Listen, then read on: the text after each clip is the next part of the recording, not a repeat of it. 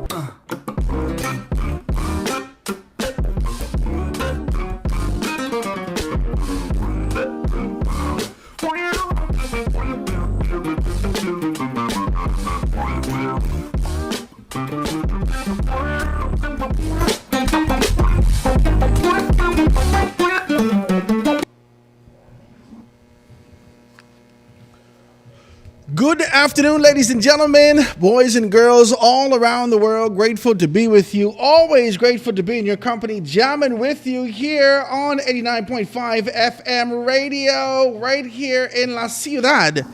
All over the place, being able to do our thing. Grateful to be with you. This is a beautiful Wednesday. It's a hump day in the midst of the city, in the midst of these particular things going on. I hope you guys are good out there as we continue to be able to jam with you and let you know where we are. Let me know where you are, guys. Text me and tell me if you could be able to hear me. A lot of persons going to be hitting me up and saying, Howard, we don't know where you is on the radio. We're like, here now, 89.5 FM, 89.5 FM. Wherever you go in the city, you should be able to hear me, all right? 89.5 FM. Guys, hit me up and let me know exactly what's what. Let me know where we are. And if you're good with being able to do those things, guys, like I said, if you want to be able to be a participant in what we're doing, I got to be able to say you. Give me a call, 827-0111, 827-0111.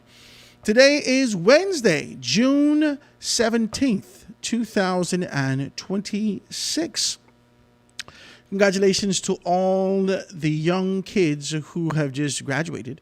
All those particular persons who are eager for a next step in life and being able to do that. I had a great conversation last night with the National Training Agency, and very good, man. It was great being able to talk to them. I talked to the executive chairman. I talked to the executive director. I spoke with the marketing and public relations person. Mr. Kelly. I had great conversations with them, and the division operator and the facilitators, Ms. Hepburn and Ms. Lang. Had great conversations with them last night on my show over on ZNS. Guys, you know I'm on ZNS also. So you can be able to pick me up on ZNS, which is the rundown in the evenings, Mondays, Tuesdays, Wednesdays, and Fridays. You should be able to see me Mondays, Tuesdays, Wednesdays, and Fridays on the rundown. But we had great conversation, man. At the top of the week, we had a great conversation with Mr. Sargent. Andre Sargent, just being able to talk to us about, had great conversations about hurricane preparation and understanding what you have to do in the event of a hurricane and all these particular things happening. So you got to be able to prepare yourself and keep yourself in that kind of a position. So it was a great, great conversation, and I am truly grateful for the opportunity to be able to be here and, jam with you guys and talk about those things. But we got to talk about this, man. It's graduation time. It's another dispensation of kids coming out of school. And a lot of persons are in this kind of a position where I don't know whether or not we even have optimism anymore. I don't know if we're optimistic about this sort of an idea for prospect of growth and development in the country anymore. I just think it's all right, like one out, one in, one out, one in. And so that's one of the things that we got to be able to talk about and kind of be clear in our position. Because truthfully, I mean, what are we doing if we're only here just being able to exchange persons in, out, in, out, in, out? There's no enthusiasm about this. Is there any sort of prospect and idea for growth and development in the country? Talk to me about it. Is there this sort of a concept and idea that you're going to be able to move in the direction that you've been called to move in? Is there an opportunity for you to be able to move to a position where you can actually see growth and development? Do you expect these children to be anything in life? That's all the question is today. You expect the little children to be anything in life? The National Training Agency, the NTA, in their particular capacity, being able to develop. And one of the conversations that he did want to have is that this was birthed out of necessity. The government of the Bahamas needed funds to be able to get something, I think, back in maybe 2009, 2010. And there was an implication by the international lenders that based upon our evaluation, based upon all the assessments that we would have done, your country needs to be able to ensure that you create an environment for them to be able to develop their skills, to do this, to do that. And that's one of the things that the FNM is very respondent to those things. I got to be able to say that, right? But the truth is that it was birthed out of necessity. And that's one of the things I just don't like about the Free National Movement. I like that they respond. They are very respondent. But I don't like the fact that it's always birthed out of necessity. The necessity for someone from an external standpoint to tell you this is what needs to be done in your country is bananas. You know what I mean? Like, it's bananas. Like, to come in my house and say, well, Howard, you need to be able to fix, this, this, and this for there to be any consideration. And the thing is that you just go right ahead and fix that. That means that you had the capability of being able to do this far beyond and well before any of these things happen. And I don't think whether or not these things are being taken care of or being thought of. We got to talk about that. We got to be able to talk about that with clarity and have a very clear understanding of our position. I got to say this to you, man. As I talk about these things, I look at this and I say to myself that when this program was birthed and it came to the forefront and they were talking about this sort of a concept and idea, it was for the Fresh Start program, for the Jump Start program. You remember this? And then it was for the government 52-week program. You remember this? And for the necessity for being able to teach them, I was one of the facilitators for this government 52-week program. In Grand Bahama, we trained almost 500 people, right? Right there in 8 Mile Rock. If you guys are listening in, you know exactly what I'm talking about, right? Almost 500 people over the course of maybe 6 weeks. That was a grueling time for me because we had to run through the module so quick, and people really wanted to kind of fester and live with some information before they moved on. This was an exhausting experience. What? First time I was in the middle of the session drinking chamomile tea and honey. Jesus, my throat was sore trying to be able to say. And then, you get some clowns in the class talking foolishness in the back of the class. We laughing. And then you get to a point in the module where there is a level of transparency associated with it. And so people are now talking about their lives and what they would have experienced and why they're in this particular position and so forth and so on. This was it was a great experience to be able to have this with so many persons. But truly, the size class, one, was crazy. The size of the class was crazy. And then two, you really wanted to be more impactful with the amount of people. You know what I mean? Like, if it was a smaller amount of people, you could have been able to be more impactful in this space. I train people in Grand Bahama and I train people in Abaco and Cooperstown. When I went to Cooperstown, I trained people in those particular areas. So I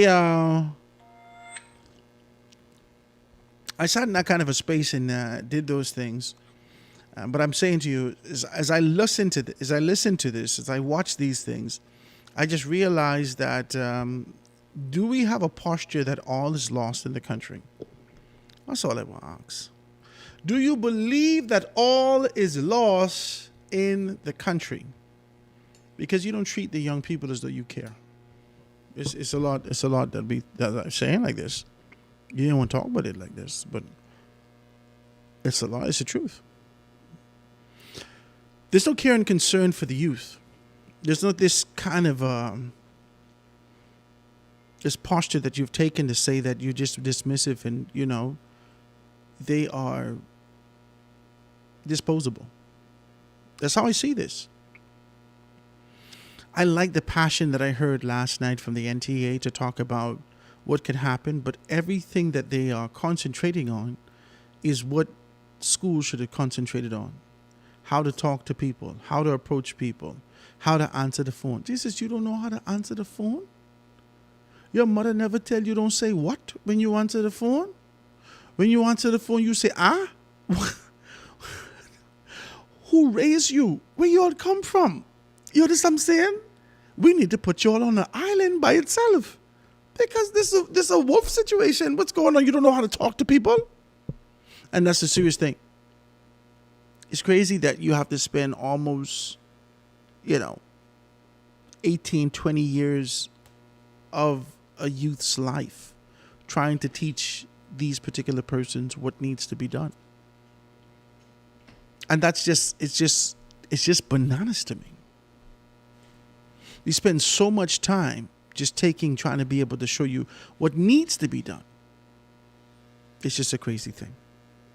Guys, I want you to be able to be part of the conversation with me today. We can drop a couple commercials, but I want you to be able to be here with me. Give me a call if you want to be able to do that. You can hear yourself live, and we can be able to talk about that. Just one number for now, but you can be able to get to me, 827-0111, 827-0111. This is Foundation Radio, 89.5 FM. We're going to take this quick commercial break and be right back after this.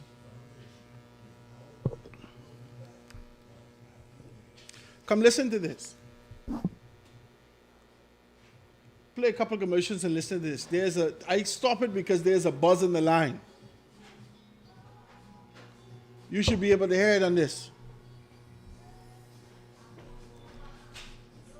Put this on your ears and see if you can hear that.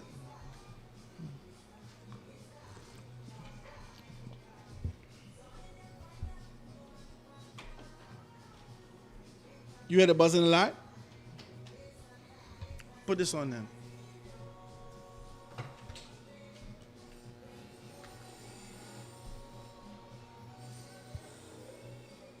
You can hear the humming line?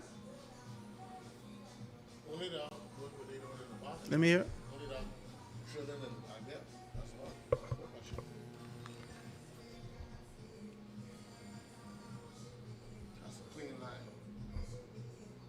It wasn't like this just now. I moved this thing. I gotta buy a new cord. Yeah, that's normally what happens. Get the headphones with the cords is interchangeable.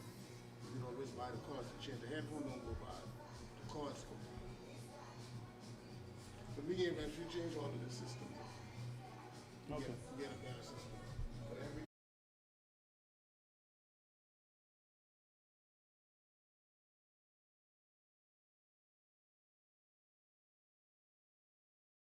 I forget I live with y'all, you know. We're going through some technical growth and development here, so please forgive me for that. Just wanted to kind of make sure everything is good for all you guys out there who are listening to me with on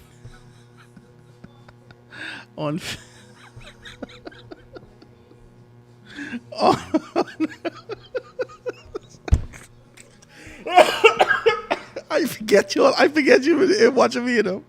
Forgive me for that, guys. Just grow with me. Don't fight me. Jesus, just calm down. We're just doing some stuff, right?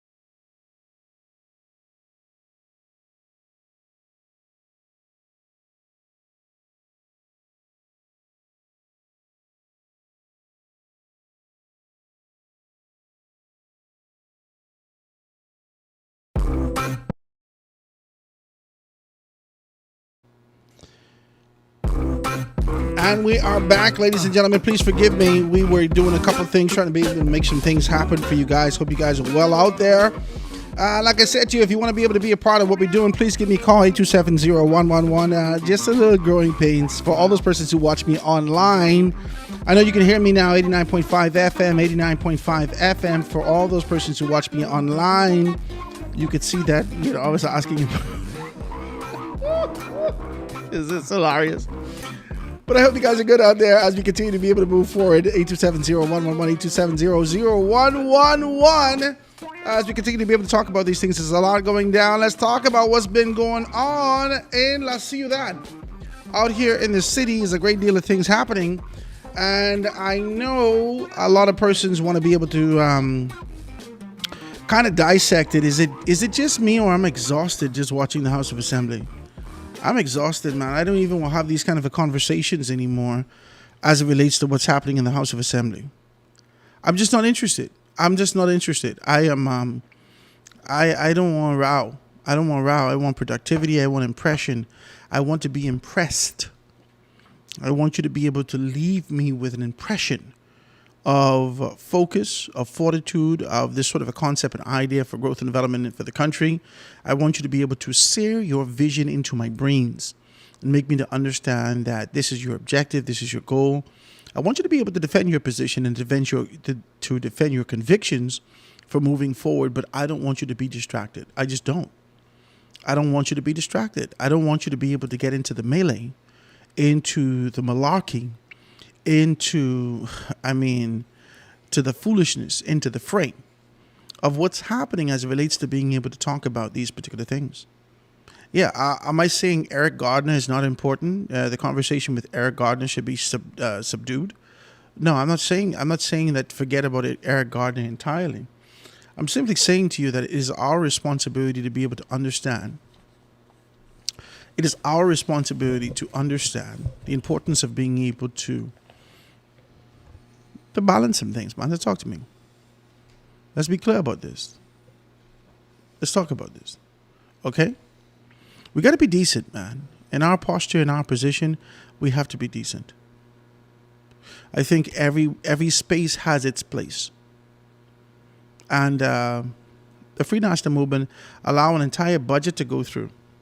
An entire budget to go through. Let me take this telephone call. Thanks so much for calling the foundation. This is Howard Grant. Hold up. I don't know what happened with that.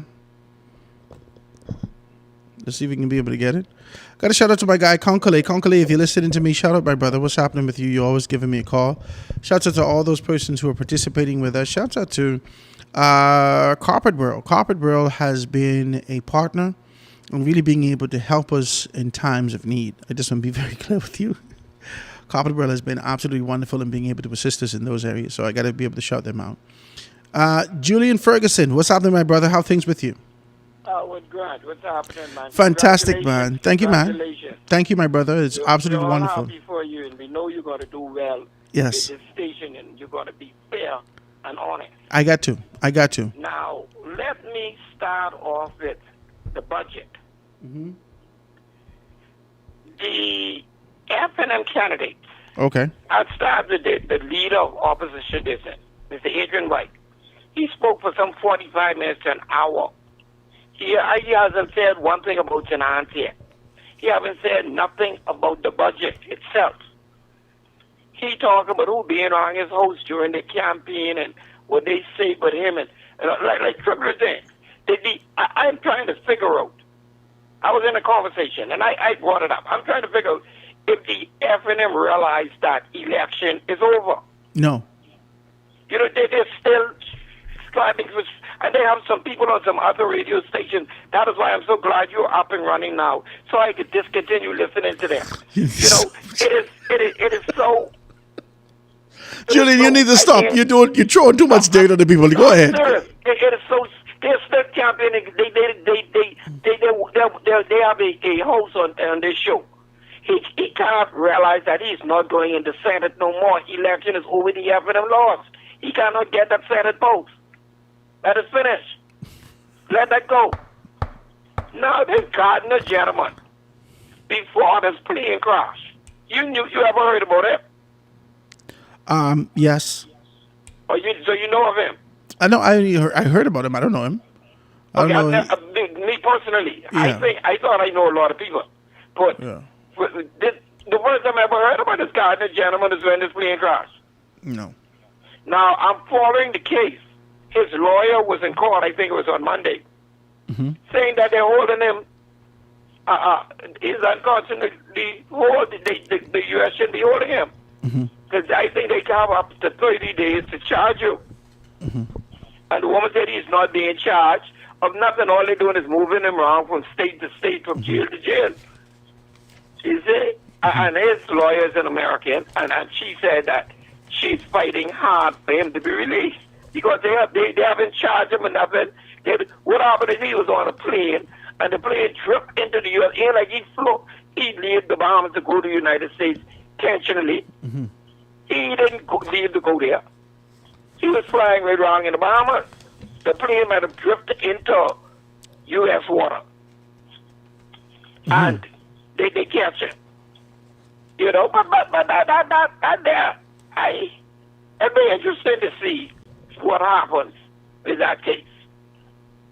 Now, and he hasn't been, like I said, they said 30 days if you're not charged, they have to release you. He hasn't been charged yet. It's been over 30 days. So let's wait and see what they're going to do with him. And now this foolishness with this MP, parliamentary number one or MP one or whatever. No, politician one, MP one, MP one is Patricia DeVoe. She cleared that up for us. Yeah, but she said that. She cleared that up for us. Yeah, so she said she's number one. The deputy speaker is number two. Now, all this juggle with this politician one. You don't think if the United States had something on that? They interviewed the ambassador. He said I paraphrase it. He don't know nothing about it. He don't know who's no politician one. So he's waiting to see what the Bahamas government is going to do. Now, I hope they're not trying to. Well, I think this boils down to what Member of Parliament of Fox Hill and Minister for Foreign Affairs would have said. This may just be a nothing burger. This may just be a nothing burger. It just may be a hill of beans. It may amount to nothing, especially with the speculations that are coming out in the aftermath of being able to say that he has not been charged just yet. Yeah, but that is my fear. I hope the United States is not trying to put no type of pressure on the Gardner gentleman.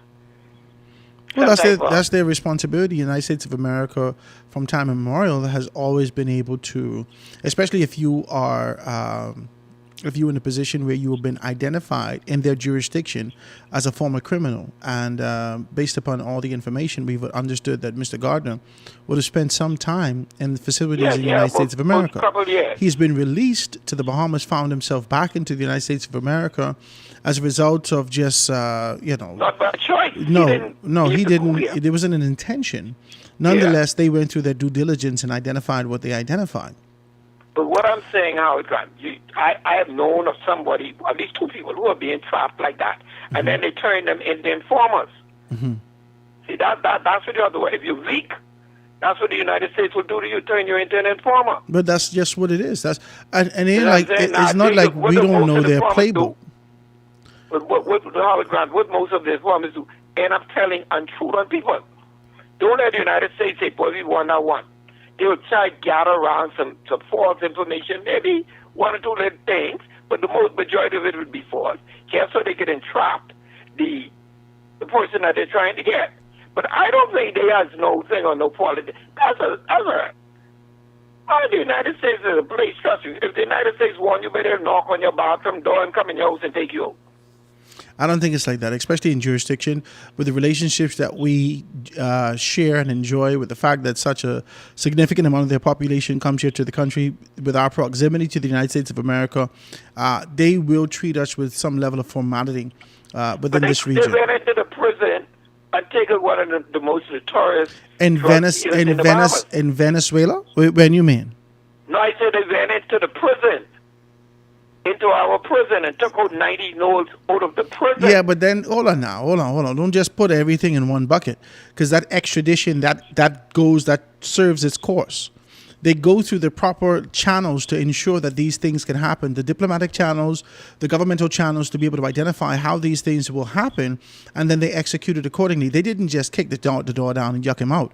You see what I'm saying? So this is what happened. Saying, that's why I say they ride out until they get in the position to come and take you. Yeah, but see, what I'm saying the is United that States want you. we have watched this script many times before. Okay, whether that's on TV, whether that's in real life, whether we've read about it, whether we saw it in the newspaper, whatever the case may be, we have watched this play out in real life. The United States of America is holding out for information. They're building a case from 2021. The former Prime Minister Ministers indicated that he would have known, and I paraphrase these particular things, but he would have known about the speculation that was associated with some drug cartel or moving narcotics through the Bahamas from 2021. He lost in September. He said he had known about it. The Prime Minister said he knew about that.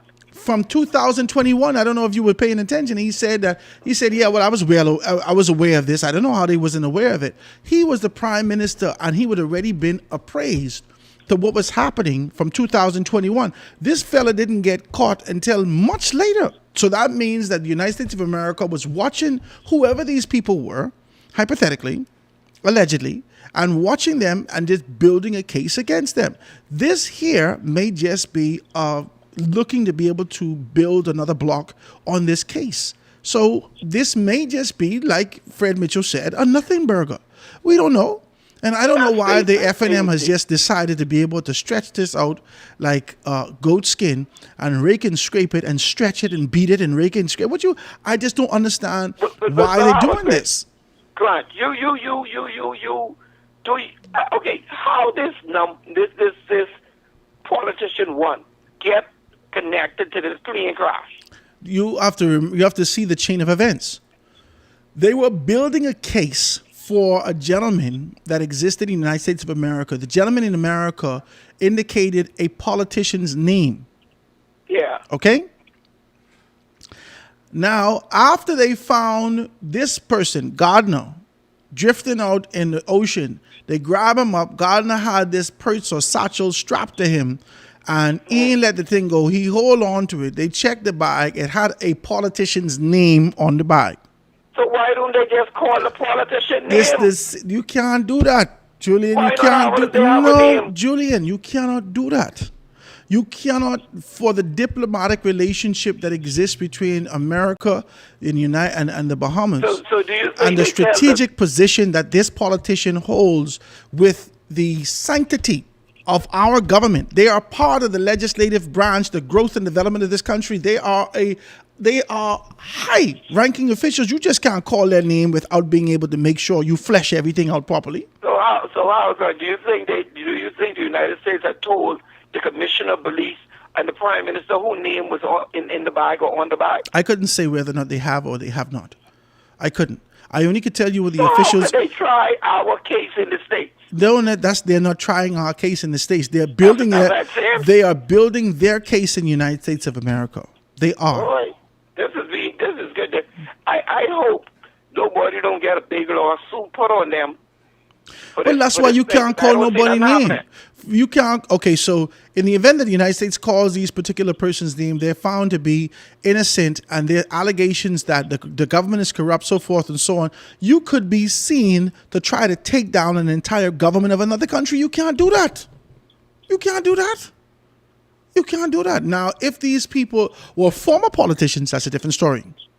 But they're protected by the sanctity of the position that they hold.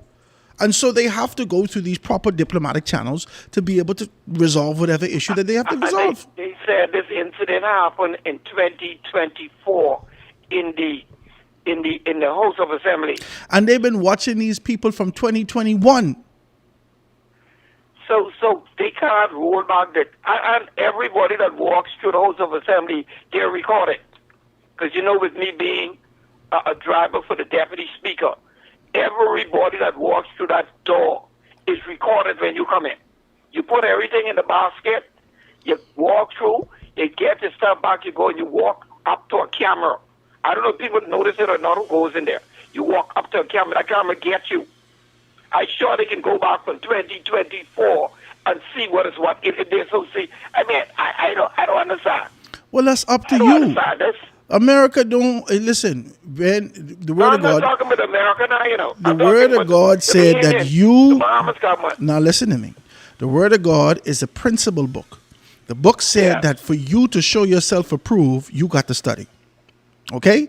If the fella make allegations against you, you have to study to identify and how to be able to say that he's absolutely wrong and this is the information here. Our government has the responsibility of being able to identify what they must and be able to put these things in place. I am confident that if Fred Mitchell come out here and say it's a nothing burger, I then don't think nothing to it. it ain't nothing to it. I don't believe it's nothing to it. That's just me. You understand? That's just Well, me. I don't know agree with you with that because he wouldn't have made such a statement like that. Fred Mitchell smart enough to reject these. Listen to me, and none of y'all like to talk about this. I'm glad we're on air now, so let's be very very clear. When the alleged Wikipedia leaks came out, right? Yeah. It's called WikiLeaks. And they made allegations that certain politicians and other officials from the country were sitting strategically with officials from another country, more specifically the United States of America. These are the allegations, speculations, and information that came to the forefront, right?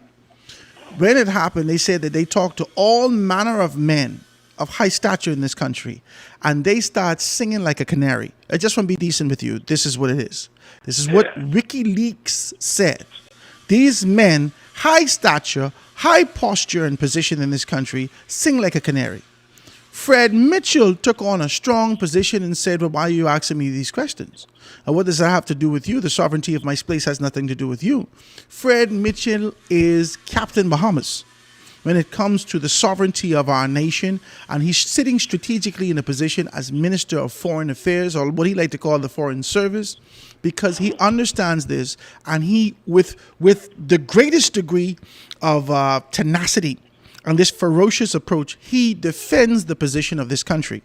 Then when he come home, the only thing he can defend is the PLP. So that's just two things. Let's just be very clear about that. You understand? That's what he does. Yeah, but When he goes traveling- on, he should be following the. Listen. He really takes care of the mama. When he traveling, he's Captain Bahamas. When he come back home, he's Captain PLP. You can't fight him for that. Now, I say that to say, I've only seen this tenacious posture in him to defend the country. And if he says it's a nothing burger, I with him. Because I watch him over the years take on this kind of position. Now, I could remember when he was being able to push this sort of an idea that spilled out of the Vatican. And then he came home and said that we have to align ourselves with global views, right? And then he and Miles Monroe had a difference, if you remember that. No, I don't. Oh, man, come on, Julian, man. You got to keep up with these things. Go ahead. No, you're right. I ain't gonna fight you. My thing with that, let me just stop you there a minute. My thing, that thing with Miles Monroe, I was never, you know I'm a believer. I go to church, I'm a believer. But I never really, I just had something about Miles Monroe. I never really followed it.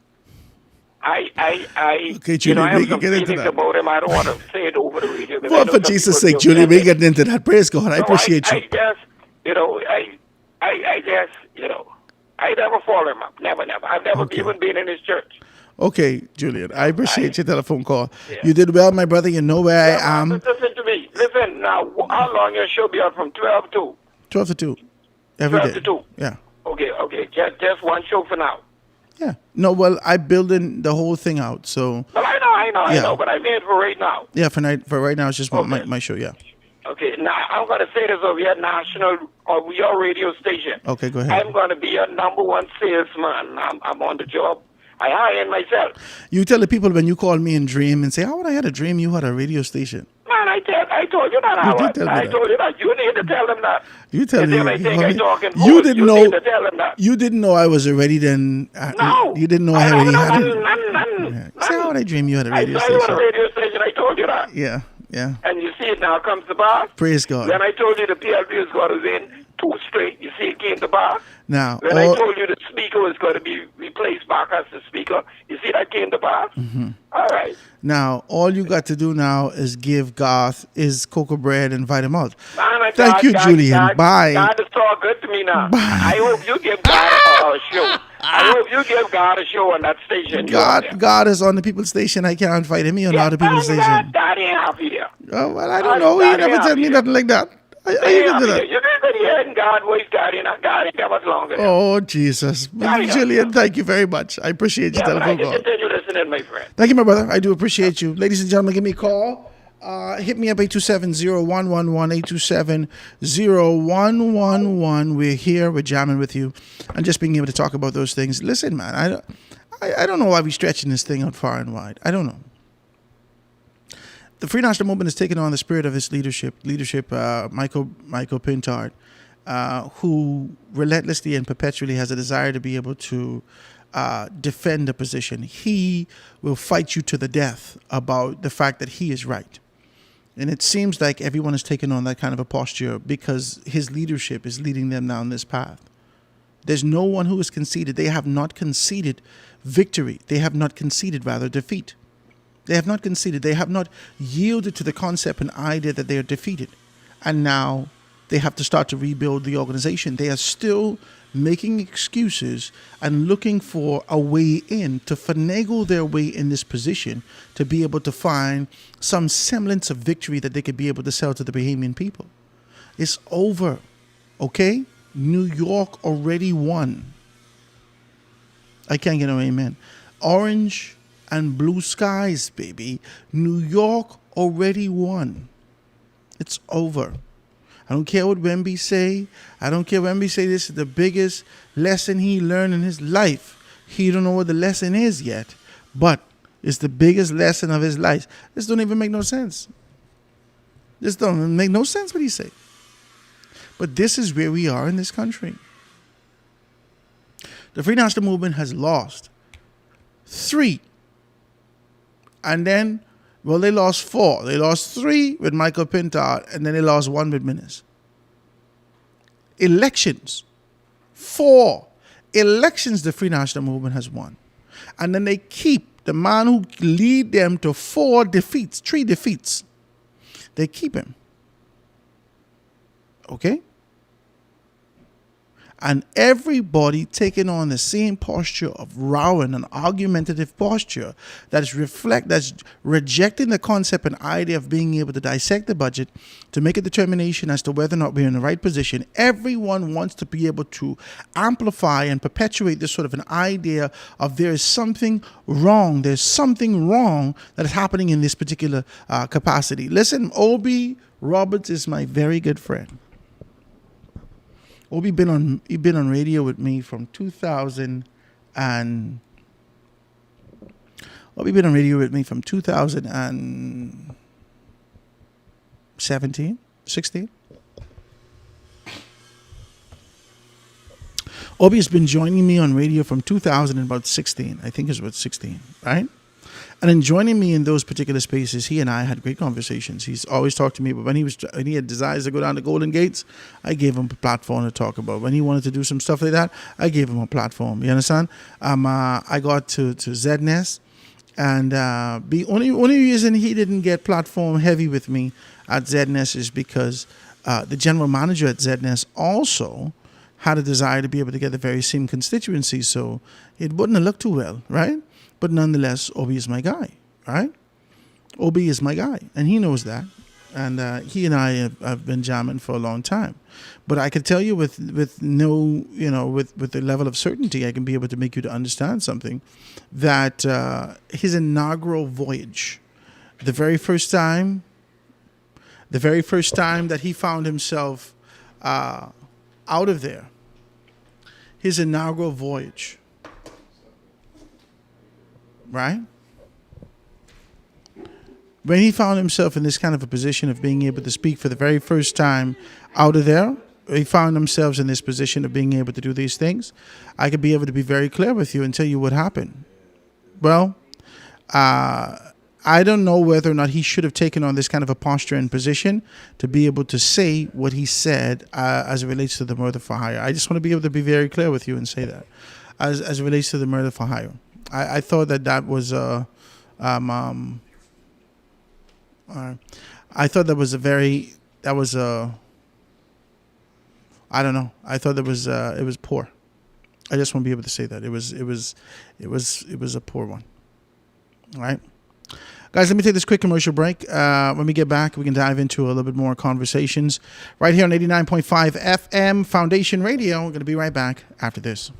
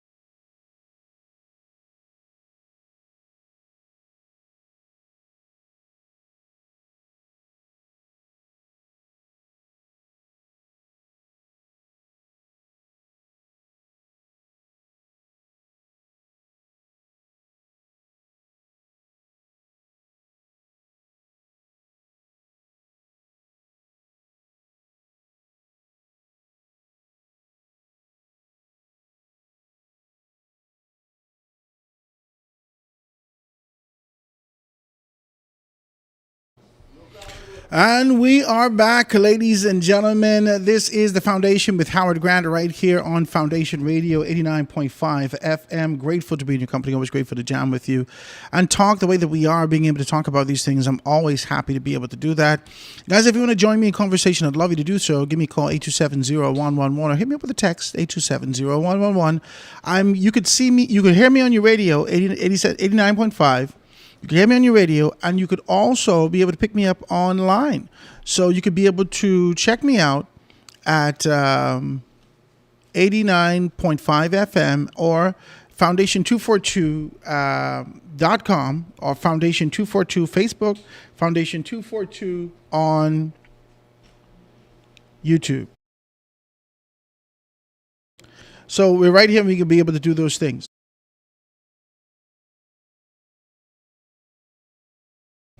Guys, we're here in this kind of a space being able to do these things. I want you all to be able to see exactly what's what. We're looking at the papers today. Arson displaces 40 residents. Oh, my God. Arson displaces 40 residents. Police suspect. A woman started blaze after an altercation with a partner. Woo! This is crazy. Let's just be very clear about these things. This is absolutely crazy. I looked at this thing and I couldn't believe this, right? So a fire, I got to get my glasses. I don't know where this boy put my glasses. I got to get my glasses, right?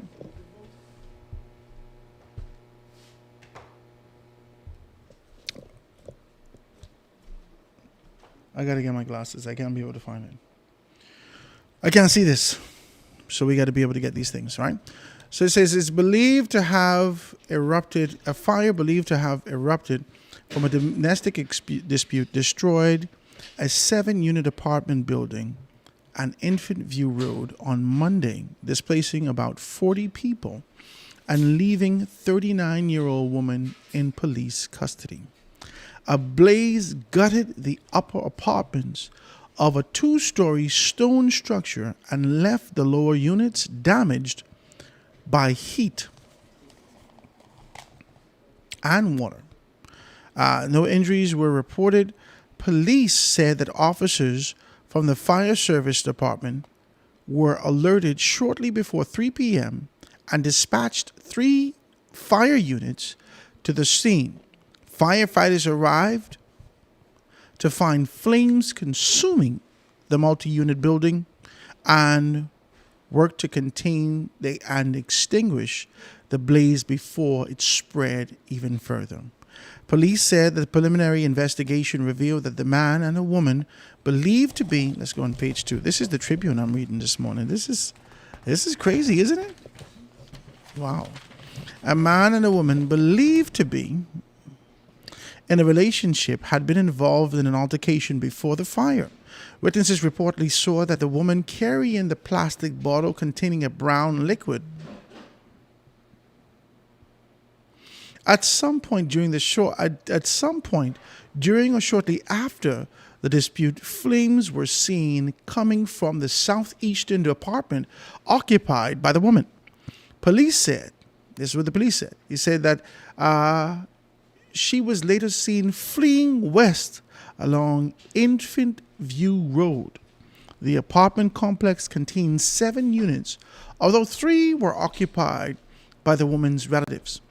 It says among those displaced were 32-year-old Robin Pierre, a mother of 3 who had lived in the building for 15 years and lost nearly everything just weeks before she is due to begin work as a nurse intern at Princess Margaret Hospital. We lost money, and then we lost our clothing, our documents, our full essentials, our stove, fridge, our living room, set, our mattress, everything. Ms. Pierre told the Tribune yesterday that we weren't able to retrieve anything. Ms. Pierre said that her family escaped unharmed, a fact, as she said, overweighed the loss of their belongings. And then it goes on to say that I was making sure that none of the family members was injured or harmed. And then after learning of everybody ended up coming out, I was ecstatic. She said ecstatic. I was ecstatic. You know, like everybody was harmed, like nobody was harmed, nobody was hurt. That's what she said. And then she goes on and says, it was only material things that was lost. And that can be replaced. It's going to take some time, but at the end of the day, we will end up getting things back.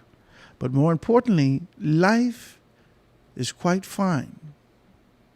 You know, everybody was quite okay. Still, the fire struck to add a pivotal moment for Miss Pierre, who recently graduated from the University of the Bahamas' nursing program and is scheduled to begin work as a nurse intern at the PMH on July 13th. Says all my scrubs, all my nursing essentials got lost in the fire. So like the time frame is so fast approaching. Like I don't have anything. So it put me back like. Well, let's just talk about a couple of things. We don't know what this domestic dispute is about. I don't know what this domestic dispute is about. It didn't actually say. It goes on to be able to say that I have a strong. She started to talk about what her loss was. She started to talk about her parents. She started to talk about her family, who's sharing one bedroom home, and relatives while they are waiting for assistance from the Department of Social Services. She started to talk about that. She appealed to the public for their help and saying that all the donations would help her and her family rebuild. She started talking about a GoFundMe page that's actually there, being able to do this. And then she asks a fundraising goal. She put all stuff in there. Guys, you can be able to read the story. There's no number here for us to be able to know how we can be able to help her. But the GoFundMe campaign established on her for her as a target of about $5,500. They don't tell us what the GoFundMe campaign is, but we can tell you her name. So I guess if you can go look at that, if you want to be able to throw a couple dollars there for her, I'm sure that you can be able to get that done in those areas, right? But this is peculiar, man. This is Pierre. Her name is Pierre. Last name Pierre. Okay? Let's see if we can be able to pull up a first 39-year-old.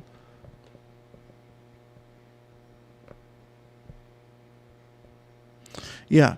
Among the displaced was a 32-year-old Robin Pierre. 32-year-old Robin Pierre. And the 39-year-old is in custody. Listen, anger and rage is something else. I ask these kind of questions, and I feel like it's oxymoronic or redundant questions. It's a silly question to ask people. Like, what make you want to kill someone? What make you want to burn something down or something? That's a silly question. What takes over you? What, you know what I mean? Like, it fully consumes you. This desire to be able to get your pound of flesh for wrong that people have done you. It fully consumes you. And this is the aftermath. I've always knew that the devil was elusive.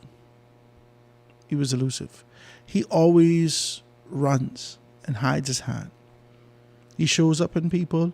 He says everything that he says, does everything, manipulates your extremities, almost like a Geppetto. This is a spiritual Geppetto in here manipulating you to cause you to do whatever the stupidness that you've done, right? And as soon as somebody grab you, the devil flees. And you're left here to answer for something that you've been manipulated, that you have been coerced, that you have been, ushered into doing, that you didn't necessarily want to do. Now you're standing here and you got to answer for these particular things. That's just clear. This is a strong thing, and I just want to be able to be very clear with you as we continue to be able to talk about these things, as we move forward and make these things happen. It is a wonderful thing. We're coming up on the time of 1 o'clock. So in about 6 minutes or so, we're going to be able to take a break and be able to dive into a few things for you. We got some news and other things that had set up for you. So, but as soon as we get all those contracts and everything done, we're going to do this. This is still our beta time. So this is our testing time. We're still being able to increase the wattage, increase the load to make sure that everything is good, that it can take all these things that we're putting on it. And we're doing everything that we can to be able to do this. I'm grateful to you guys, grateful that you're in this kind of a space with us and doing what we have to do just to be able to make sure that. I'd love you to do me a favor. If you can hear me online, tell me where you can hear me from. Wherever you are.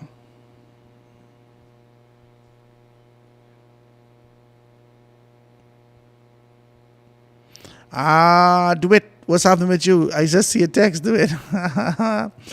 My good friend, my good PLB friend, Do it, listening in. Do it. Check me out. 827-0111. He just texted me. He says, "Bro, I couldn't find myself running on with the Free National Movement. They need to wake up. It's over. We call it 2 straight DeWitt and Glenn the PLP all the way." Yeah, man. I don't know. I don't want to have that kind of a conversation with them anymore. I think it's over. I don't want to be able to continue to be able to. I shouldn't have to say to you that the PLP has won. I shouldn't have to say that to you. At this particular point, Fred Mitchell, every time they try to be able to glean some sort of an emotion out of Fred Mitchell in 2017 after that massive defeat, people would put the microphone in his face. And I can get you some of those clips. Fred Mitchell said, "What you want me to do, cry? We've lost. They won. We got to prepare ourselves for the victory, and we will get the victory in the next go-round. And that's it. Let them govern, all the best of them. But we will do what we have to do in this particular capacity." And that was it. There's no need to run on with nothing else. There was nothing else that needed to be said. They have won. We have lost.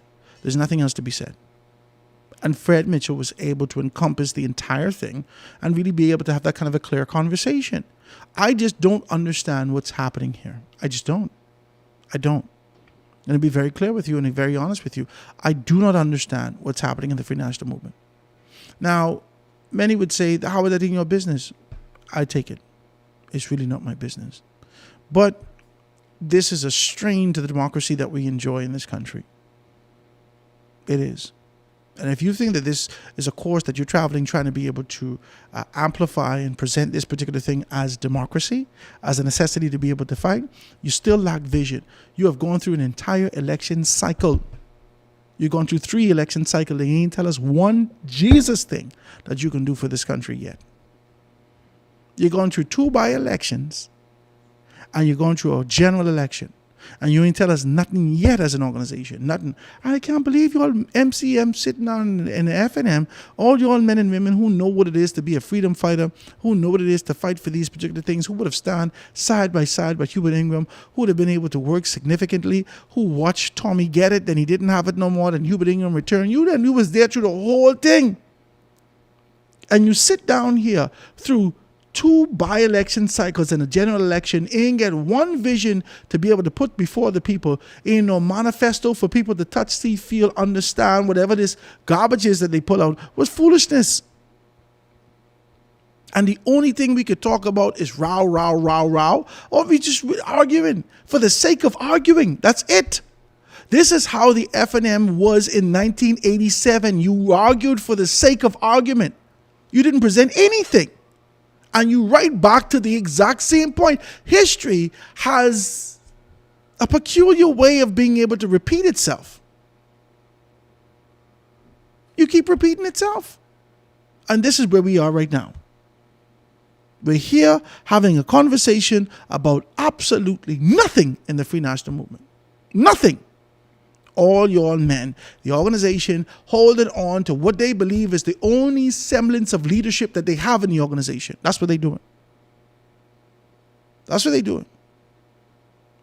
Perry Christie was supposed to be gone long time. In the convention of 2016-17, they was pushing for Perry to be gone. Ortland was on his show, Real Talk, on More 94, and he was talking, if you remember this, he was talking, he said, Perry Christie, he said, brave is the man, brave is the go-to man, brave is the man, brave is the man. If you remember this, okay? If you remember this, people will come to the station, sat with Ortland for a while. As they sat with Ortland, they would say, well, anytime I go to Brave, he's make it happen. He's the go-to man.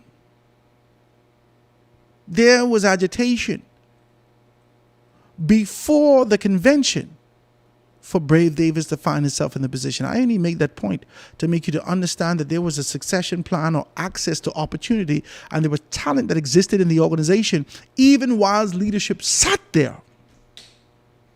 Perry Christie held the throne in this strategic and specific position, and he sat there all this time. And guess what happened?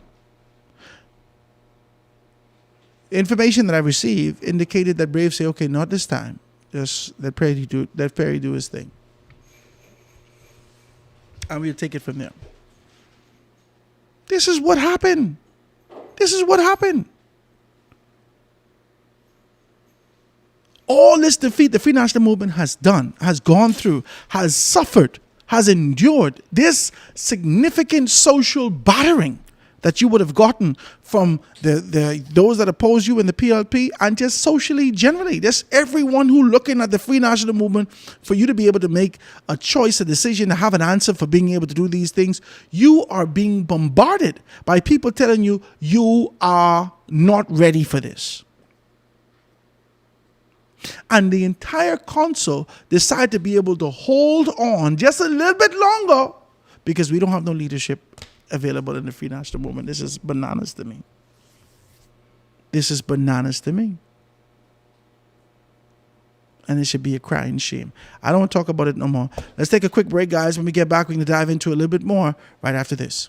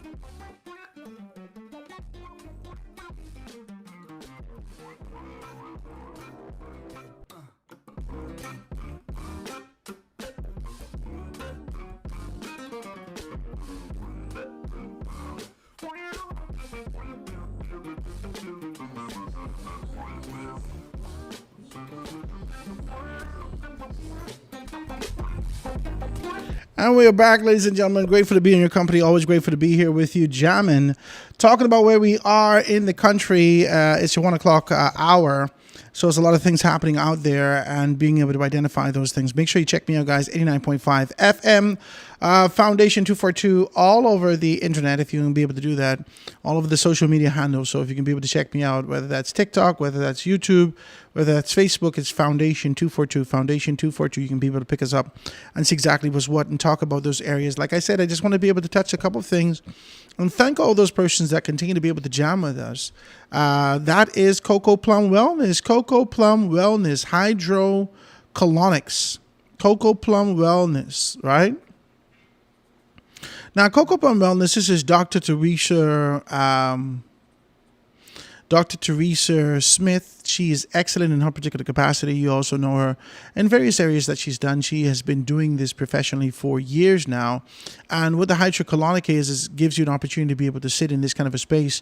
And they insert warm water, right, in your colon, right? And what it does is that the buildup in your colon, in your intestines over the years that you have not really been able to excrete, you wasn't able to kind of get rid of these particular things.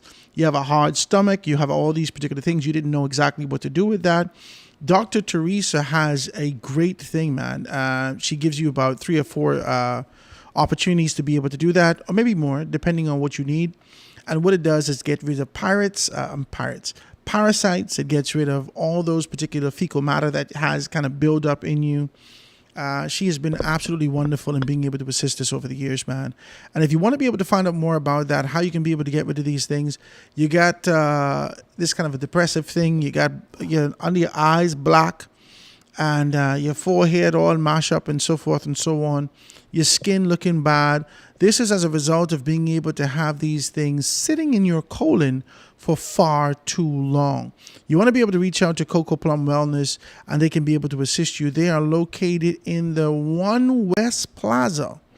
One West Plaza. And right there in the One West Plaza, they can be able to take very good care of you and make sure that you're in this kind of a position that you can be able to take care of yourself and take care of your body, man. That's important. That's important. So we want to be able to do that. Let me give you the number for them right now. I had the number right here, Hold on, let me see if I can get it for you. All right. Let me just pull up the number for you. Coco Plum Wellness. 445-8111. Yeah, I was supposed to remember that. 445-8111. Dr. Teresa Atlee Smith will be able to take good care of you in those particular areas. You can be able to book with them also if you want to be able to do something, and she can just be able to show up. Now, she had a discount in place at one point with me, right? She gave you good discounts on Mondays and Wednesdays with me. We're going to have to be able to re-engage her to be able to get those things done for you. And as you move forward and be able to make some things happen. So Coco Plum Wellness, you want to be able to call her to find out more information about that. Like I said, the numbers that you can call her is 445-8111, 445-8111, Coco Plum Wellness. Got a shout out to Elnet. In Grand Bahama, he doesn't necessarily need to kind of do things with us, but I got to be able to give him acknowledgement because he was wonderful in being able to assist us. It's a maritime agency out in Grand Bahama being able to assist us greatly in what we would have done in those particular areas. So this is Elnet Maritime. He's assisted us in a tremendous way in being able to do that. This is a telephone call coming through. Let's see if we can take this call. Call on the line. Thank you so much.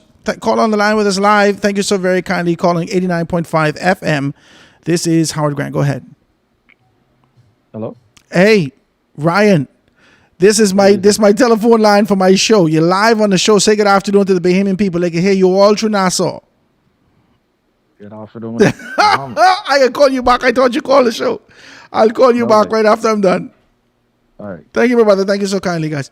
You can give me a call, guys, 827-0111, 827-0111, and we could be able to be out here and get these particular things done and taken care of, all right? So you want to be able to do that and be in your position. I want to be able to thank Jamaica Bahamas Import. Jamaica Bahamas Import, they have done marvelous in terms of being able to assist us. I just got some of that the sour sop, right? The sour sop in the bottle, right? Oh, man, that was crazy. I put it in some of the shakes. You can make some ice cream with it. You can do all these particular things. It is absolutely wonderful. My grandmother used to put Guinness in the soursop and sweet milk. You remember this? She used to put Guinness in the soursop and sweet milk. So you ain't got to go through whether or not the soursop ripe, whether or not this and that. You ain't got to go through all this kind of let it soak so the seeds can come out, all these things like that. It is ready for you. So you can be able to get that Jamaica Bahamas Import. Just pick it up there, and they can be able to take very good care in those particular areas. So I am always grateful for that. Always grateful for those particular things as we continue to be able to move forward and make these particular things happen. Guys, you want to be able to call us and find out more information. I would love for you to be able to do that. 827-0111, 827-0111. This is Foundation Radio. Let's take this quick commercial break, guys. Let's take a quick break. When we get back, we're going to dive into a little bit more right here in the 1 o'clock hour on Foundation Radio. Let's take a quick break, guys.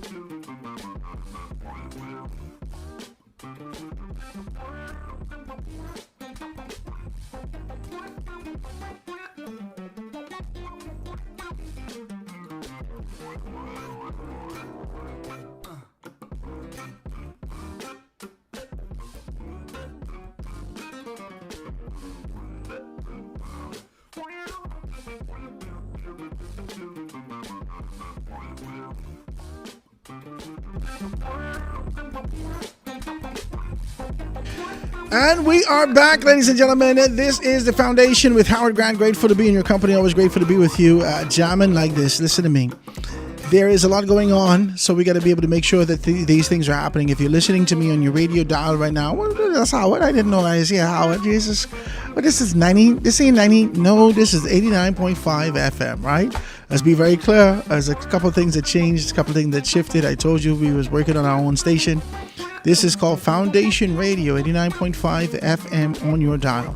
So we're out here, and I know for all those persons who've been watching me and kept watching me all this particular time, they don't know what you to know when there's some things happening. Remember we talked to you about this? We talked about this sort of an idea of being able to ensure that we had the traditional audience that we can be able to tap into, and also this kind of a progressive audience that exists in the social media space, that exists online. And so we're doing those particular things, right? We're also going to be working on this idea, guys, so you can be able to tune in on TuneIn Radio wherever you are in the world. So we get Spotify, we get TuneIn Radio, we get all these particular things. But I do need your support, okay? Now, it's going to be easy listening station. We're working those particular things out with my guy. I told him what I looked in for. It's not going to be that kind of... the station ain't going to be a rugga station. And I think all of us understand with the colloquialism what that means. It's going to be easy listening. It's going to be motivational, inspirational music.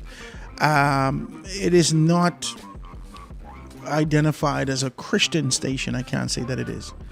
But it is not a station that you can be able to hear this kind of a pop music and rap and all these things. That it's not going to be there.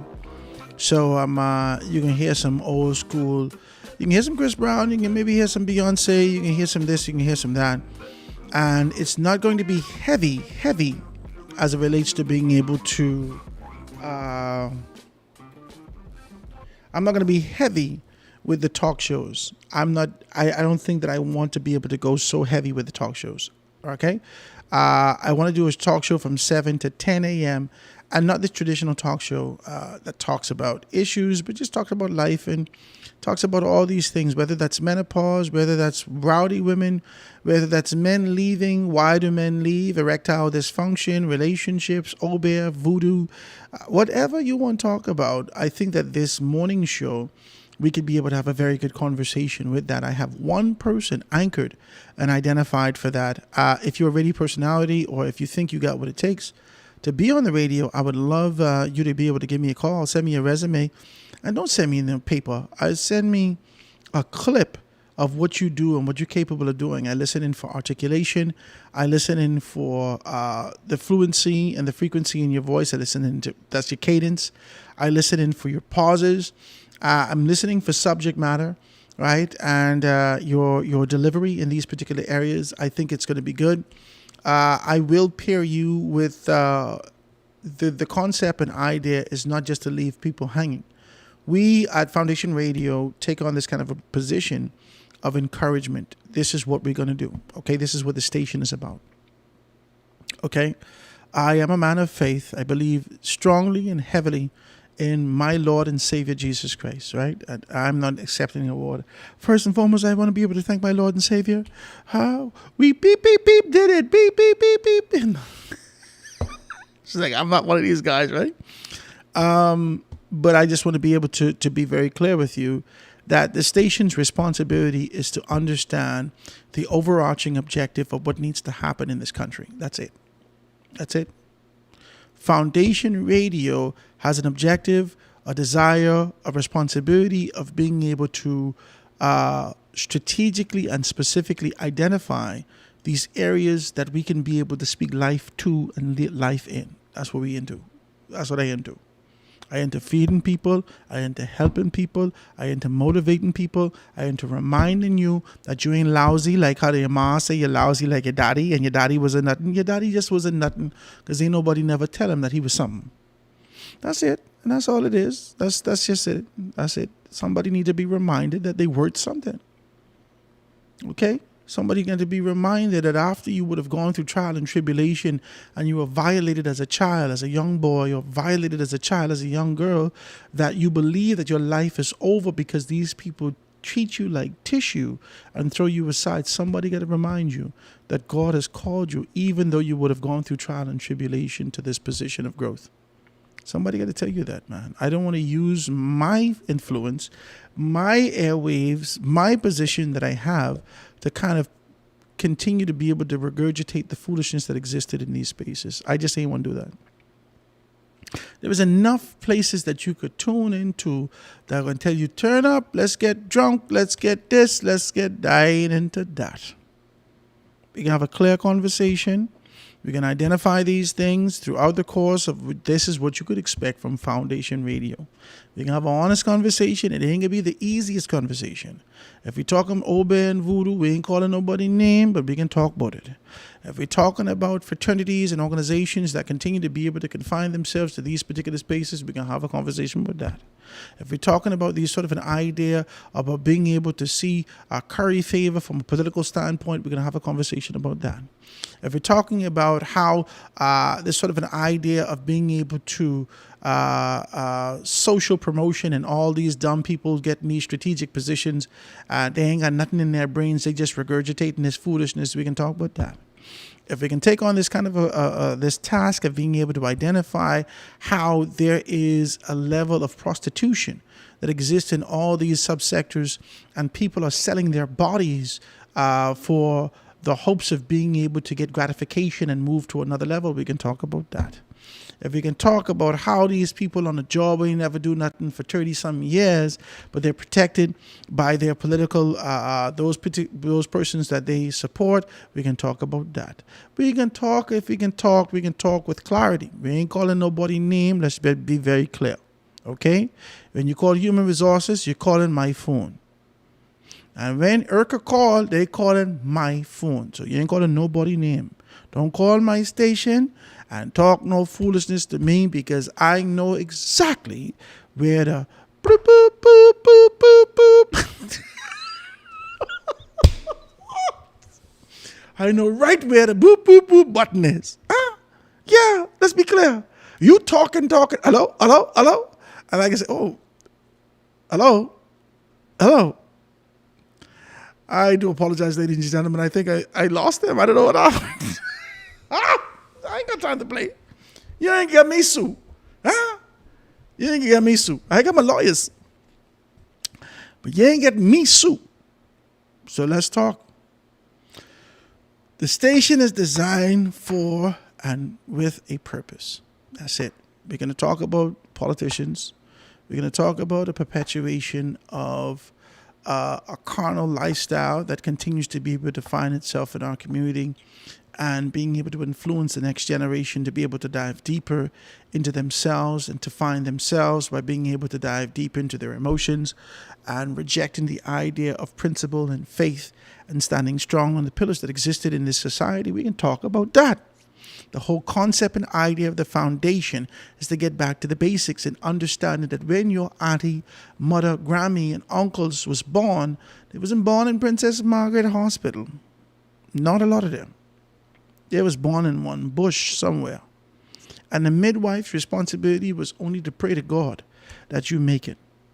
And when you talk to your great-grandmother them, and you say, hey, mama, what's going on, baby? How you doing? She says, child, I'm right here trying to do. Well, how much children you got now, mama? Well, I got 11 living children, you know. That means she had about 15. And 4 ain't make it. Or someone died throughout the course. Let's be clear about this. The foundation is to take you back to a very clear understanding that we would have come through trial and tribulation to a point now that we feel entitled. Talk to me. We feel entitled to certain luxuries and access of the comforts that we've seen in life. What all we here to do is remind you that despite the fact that we have access and proximity to these particular comforts, we have to be reminded of our strength, and it's not in the access of these things. We find strength in our creativity. We find strength in our purpose. We find strength in our relationship and faith in our God. How are we talking? That's what the thing is about. If you ain't like it, then I ain't gonna fight you. I don't expect 400,000 people to like it. You understand what I'm saying? This ain't for everybody. But who this for? Come, stop playing games. Stop playing games. We have a nation to build. And we can start from the foundation. We got a nation to build. We have a responsibility in this generation to put ourselves in position to build for the next generation. Don't let your children look at you and say, Jesus, Lord Almighty, you're lousy, eh? Y'all ain't do nothing. Y'all ain't do nothing. I mean, if your children can say that to you, that's on you. But they ain't gonna tell me that. We out here doing what we call to do. And we can do it well.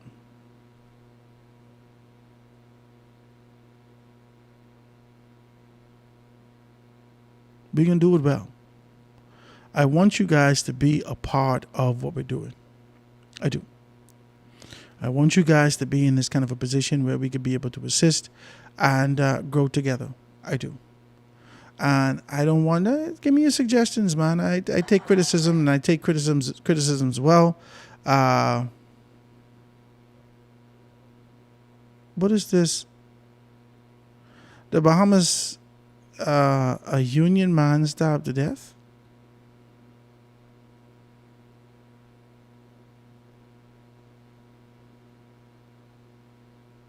I know this fellow. I just pick up my phone and open up my phone, and this fella died an hour ago. Stabbed to death. That's sad. Tribune just put some information out an hour ago. I want to be able to read this and let's just be able to talk about it and see exactly what's what. And so it says the United States government has filed a new and additional charges against convicted Bahamian drug trafficker Jonathan Eric Gardner for the alleged involvement in the long-running drug trafficking plot that has sent shockwaves throughout the Bahamas. The charges stem from the arrest last month following a plane crash on Election Day. He was among 11 Bahamians rescued by the United States authorities after an aircraft traveling to from Marsh Harbor, Abaco, to Grand Bahama crashed off the Florida coast. According to the U.S. court filings, the passengers aboard the aircraft were engaged in election-related activities, including voting and campaign work. In a grand jury indictment filed in the Southern District of New York, Gardner is accused of participating in a drug trafficking conspiracy that operated between May 2021. I just told you this. I told you this. I just told you this from May 2021. I told you this. From May 2021 right up to May 2026 in the Bahamas and the United States and elsewhere. The indictment also noted that the prosecution's intention to seize any assets linked to the operation, including proceeds from the conspiracy and property used to facilitate it. Gardner, 58, faces charges of cocaine conspiracy, use,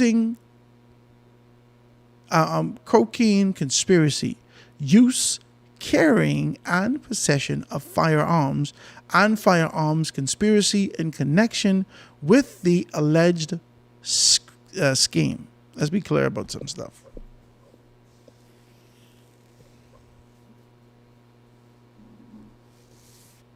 You can't lock a man up for no conspiracy, not in this country. Now, I know that he in a different jurisdiction.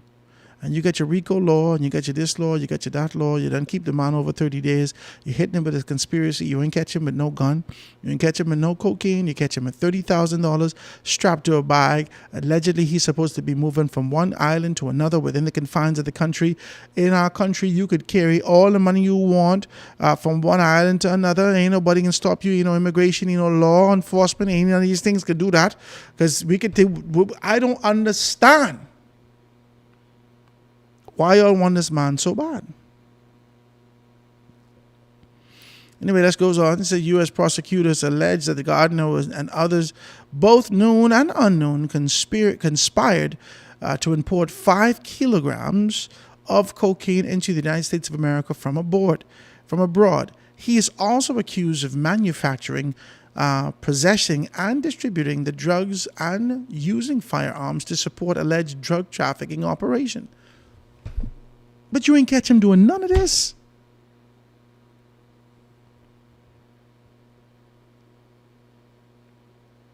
The filing follows Gardner's bid to have the case dismissed.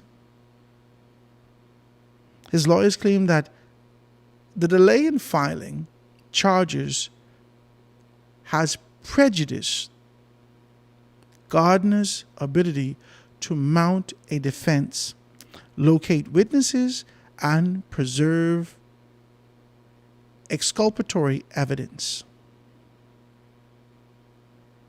The indictment comes as Gardner's case continues to dominate political debate in the Bahamas.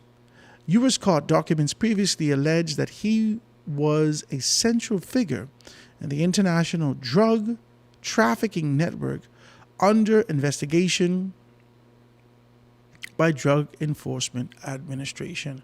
You know,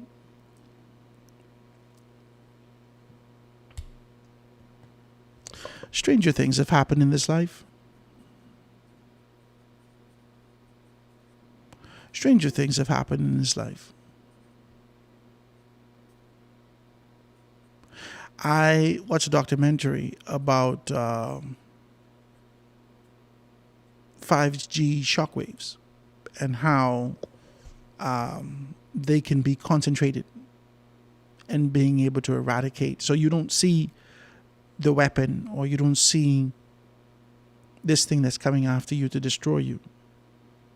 It just happens. I've watched these things. I've watched and listened to these conspiracies associated with being able to coerce your friends or families or whatever the case may be, who's supposed to be supporting you in these particular areas, and then all of a sudden they turn coat, they turn snitch, or whatever the case may be. For in our vernacular, in our jurisdiction, we say crown, so they turn crown, and so they build a case against you. They turn crown. I just want to be very clear with you. As I see this, as this unfolds,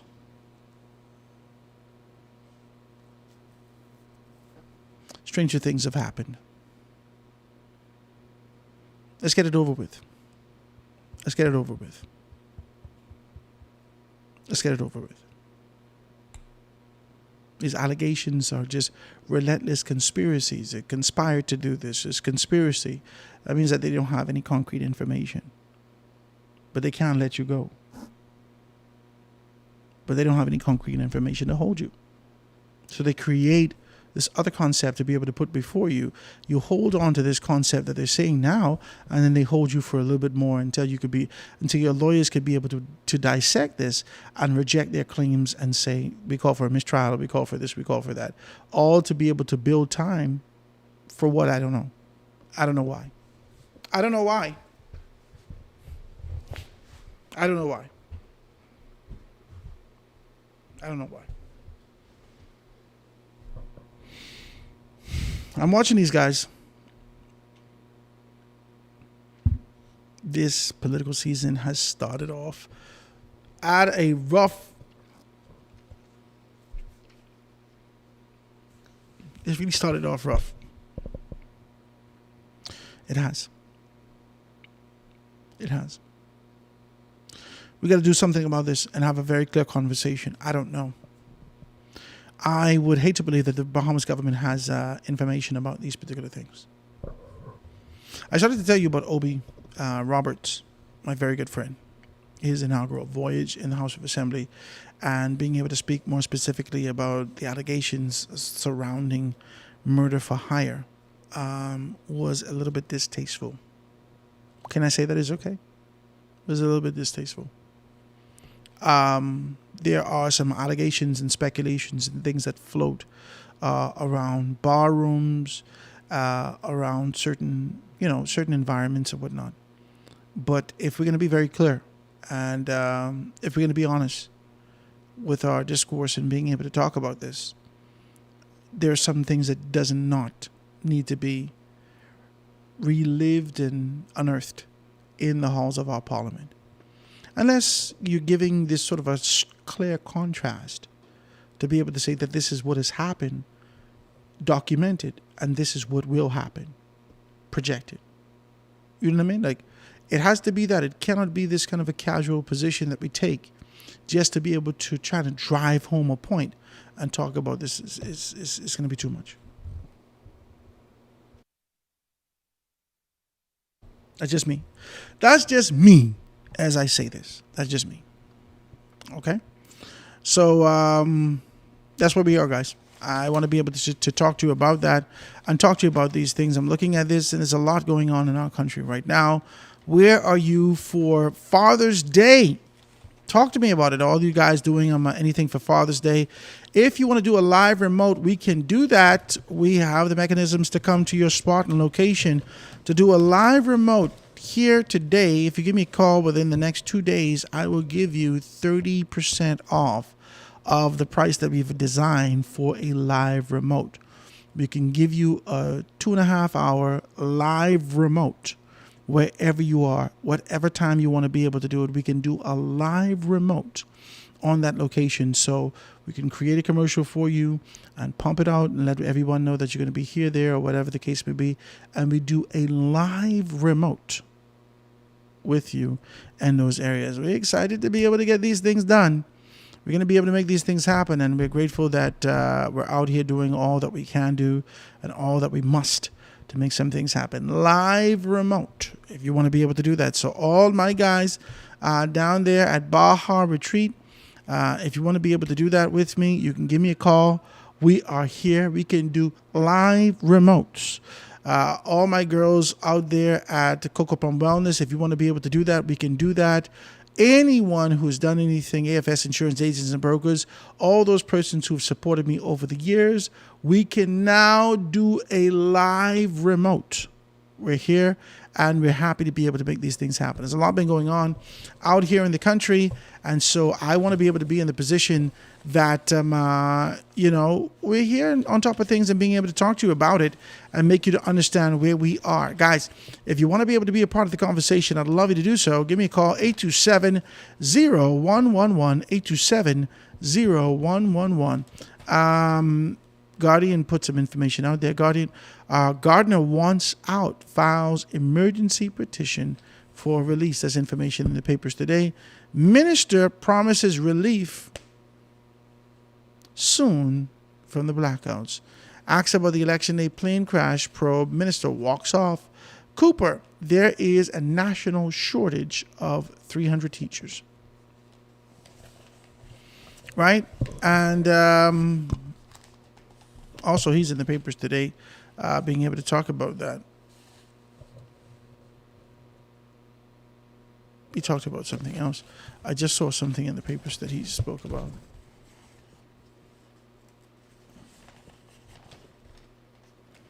Yeah, his minister calls a D average label inaccurate and tragic. I never understood this, I never understood the people responsible for the mechanism and the grading slope of how things are graded and what should happen. Create this particular gradient, identify over the course of the past 30, 40, 50 years in this country, identify A, B, C, D by whatever mechanisms that they have designed. Nobody else designed this, By whatever mechanisms that they have designed, they present this information, they grade the children accordingly. The children fall wherever they fall in this particular spectrum. And based upon their form, you do the average, you do the assessment, right? So you do a median. You add everything up, you divide it by that particular number, and you get a number. And that number has been D for an extended period of time.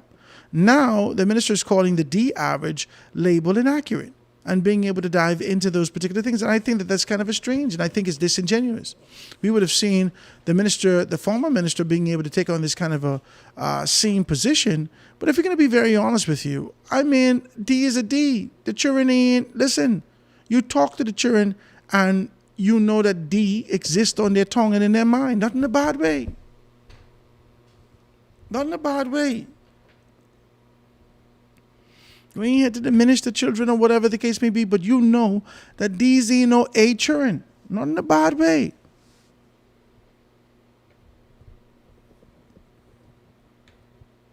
Listen, the liberation, the carnality, the vanity, this sort of an idea that exists in our society, this rejection of the norm and the tradition of what should happen in this society, these children can't get no job and they don't care. They're picking up the stupid foolishness that exists in the United States of America, ingesting that information, and they bringing that here to us. We get to deal with this. I remember there was a young lady that was a friend of the family. I won't put it like that, right? It was a friend of the family living in the United States of America with one of my family members. Let's do this, right? And in working and living there, I go on to visit my family member.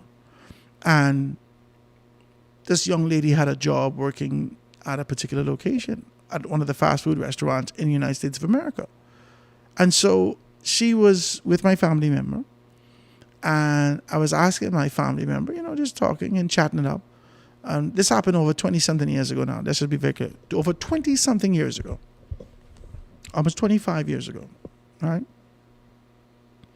And so I said, hey, so what you're doing? They said, well, the young lady says to me, she works over here at this particular place. So I said, wow, okay, you work there. She said, yeah, but I just doing my best to get fired. I said, what? She was working at one of the fast food restaurants. And she said, I'm doing my best to get fired. I'm trying to get fired. So I said, what you mean you're trying to get fired? Nobody's trying to get fired from their job. She said, well, I'm trying to get fired. She said, they'll pay me unemployment for, I can't remember the extended amount of weeks that they pay unemployment for. I said, what? She said, yeah. And unemployment for her was like $250 a week, something like that, right? I said, what? She said, yeah. And I don't have to do nothing for that. She said, but they have to fire me, so I'm doing my best to get fired. I couldn't believe the laziness coming out of these children, or this woman's mouth. I couldn't believe the stupidity. I was astonished. I said, what? Are you serious? Dead serious. I said, oh my God. So, she said, as soon as I get fired, I want to be able to get some gold teeth. I want my bottom grill, just gold.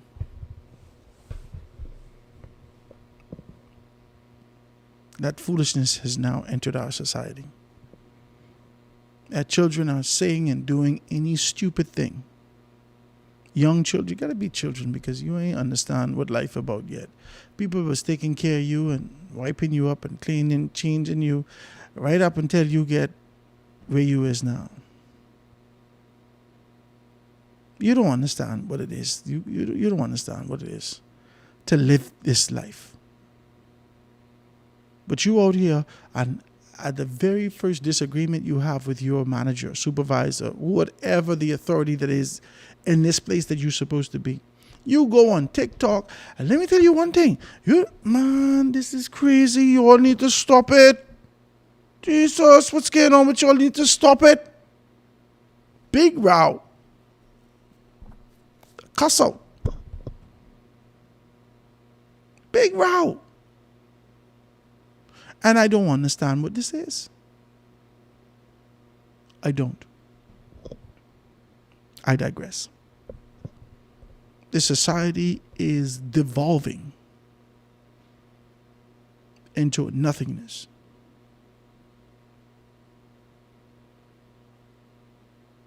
And so when we say a D average, I don't think it's far-fetched. I know for sure there's a certain grouping of people that we can identify as F average. Average. A average of F. Average. F average. If they get a D, that's mad improvement. Then mommy them said, that's my baby. Whoo, girl, go ahead with your D. Well, that's better than her daddy. Her daddy get F and I get F. She doing better, girl. Yeah. Every generation got to do better. I don't know what's going on.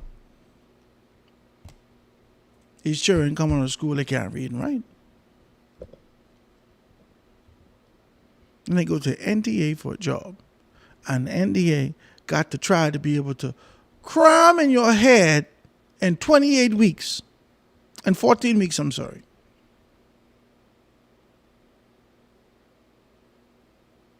What you ain't do in 16 years. All because you know you need money and you don't want prostitute. You didn't talk about that. Hold on. You ever see them people? Child is so expensive. What you want me to do? Sell? Hold on. It seems like you've been thinking about this for a while.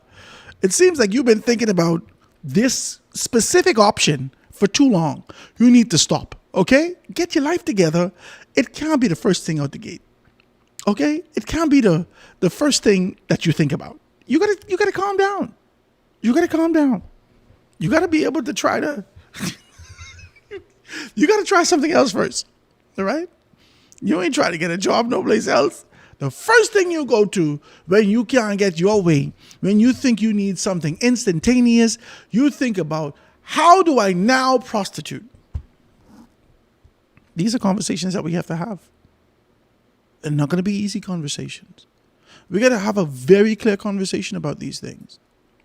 How do we deal with this de-average? How do we deal with social promotion? How do we create these classes for special education for those persons who can't understand nothing? When are we going to put them in a position of being able to empower themselves? I want to have a real conversation about immigration. I want to talk about this concept and idea of people believing that it's them versus us. I've been asked a question the other day that has to do with this sort of a concept that says, Howard, there is speculation and talk about the possibility of there being more Haitians in our society than Bahamians. What do you think about that? I said, I'm not concerned about that. What do you mean, Howard? What do you mean you're not concerned? I'm not concerned about that. I'm not concerned about that. Sitting down here worrying about, oh my God, there's another one. Look at the high cheeks. Jesus, how much of them? I'm not concerned about that. That's not my concern. It's not my concern. I wasn't born here in this country to the people I was born to, with the skill set that I was born with the ability to do what I do, to sit down and have a conversation about people. That don't even make sense. I wasn't born into the Bahamas as a Bahamian citizen and given all these particular opportunities and given access and given good proximity to the United States of America to have a conversation about people who willing to risk life and limb to get here. These people sitting down 500 deep on a dinghy to get to the Bahamas.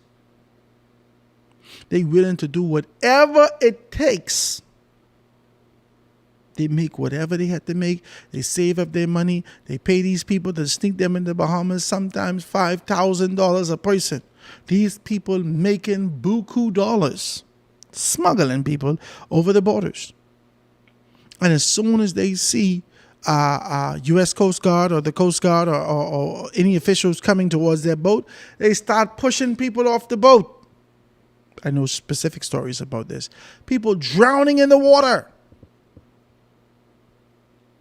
And everyone, before they put their foot on that boat, understood the risk that they may never, ever, ever make it to land. But that's a risk they're willing to take. And you think I got time to be able to think about people like that? They will do whatever it takes to get here.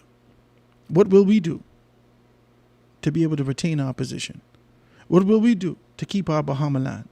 What will we do other than being able to have a relentless conversation about sovereignty? What will we do to be able to ensure that there's growth and development? What do we do to stop the de-average people from becoming politicians? What do we do? You don't even know they're de-average. They got so much charm, but they was in the same class with you. They dumb.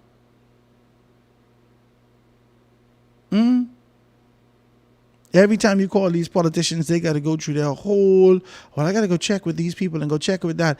Can you send me the questions in advance? Can you do this? Can you do that? Because they got to do some kind of studying for this quick conversation. They are not prepared. But you vote for them. You voted for them. You voted for them. Now you have a problem with them. You're so hungry, desirous of an opportunity to be able to move forward, that you can't even see that these things ain't even right. This ain't even right. We can't live like this.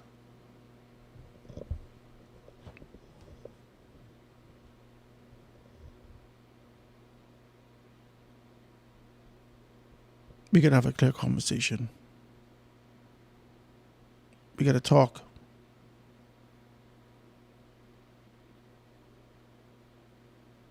Somebody texts me and says, how are the FNM better make their leader decision quick? Because Pintard ain't learned. He's still using the same style of leadership. He's sinking the Free National Movement even more from his speech today. Pintard is a horrible leader. He could probably be mad at me. They really don't talk to me. Every one of them FNM, except Leo and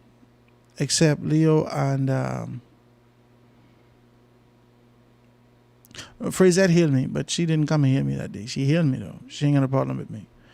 Frazette, Leo, and Lincoln Deal. The only ones. The only ones that came and healed me.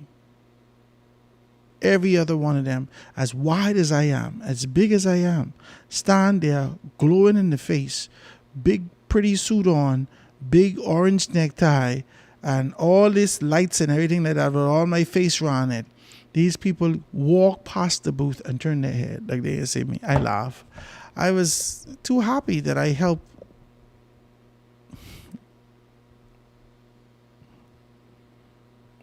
I just want to be very clear with you. Michael Pintard is a poor leader.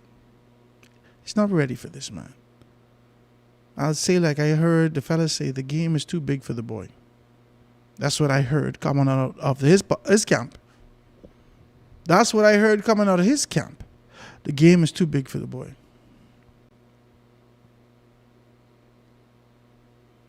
Free National Movement, y'all can stay in the wilderness for a long time. A long time. Long time. A long time. If this is what you grapple with, if you can't find someone else in the organization that you want to be able to put forward, if you think that you have to go back to the PLP again to look for talent, it is a crying shame to the men and women that exist in the organization. And if you exist in the organization and you are part of this participation of being able to retain a leader that led you to 3 defeats back to back to back,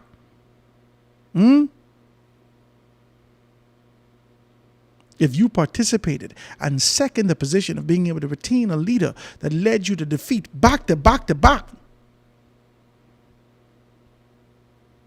and the organization has said, we're going to keep this leader until October of next year, you yourself need to be able to make a determination of where you stand in your political life. Because you may need to quit. Or you may need to leave. Because the organization doesn't see leadership quality in you either. Simple. I don't care who you are, whether you're Andre Rollins, whether you're Lincoln Deal, whether you're Michael, whether you're Kwesi Thompson, Andre White. It doesn't matter who you are. Frazette. It doesn't matter who you are. The organization has looked internally and said there doesn't exist another person with the capability of being able to lead us forward to the victory and galvanize the support that we've been losing relentlessly, that has been bleeding out of this party. We can't find nobody else. Let's keep Mike. And you sit there and say, yeah, let's keep Mike. You need to quit politics. You need to quit politics. That's just my humble opinion. You need to quit politics.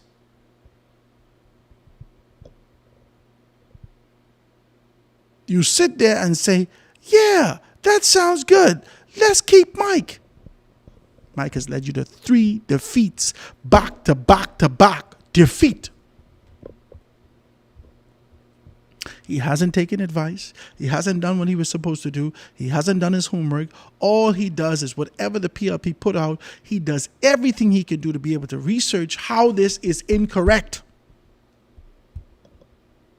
And then gives a contrast of what has been done before, and then try to be able to bring that as this kind of a position. Hasn't presented a vision, hasn't been able to galvanize his people, hasn't really been able to motivate the people in the family of violence, hasn't been able to incorporate no concepts and idea for growth and development outside of being able to put those pictures in the windowsill of the organization. I said, y'all ain't do nothing. Y'all have done absolutely nothing in the F&M. Nothing.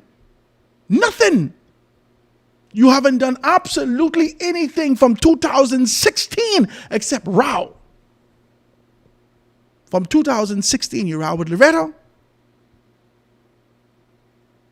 And from your row with Loretta, and then you win, and then you row with the Bahamian people and say, shut up, you're locked down. And after you finish rowing with the Bahamian people, then you lost, and you start rowing in each other again. And Michael get his position, and then you row with Menace. You need to row. You only row and row and row and row for 10 years. My dose. 10 years, you row.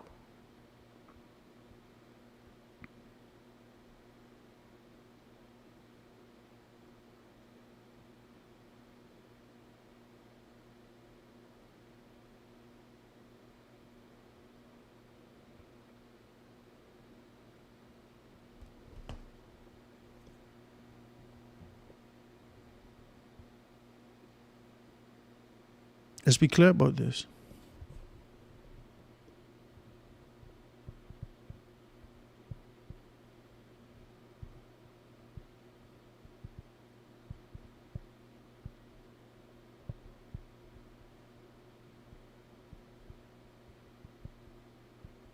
Let's be clear about this.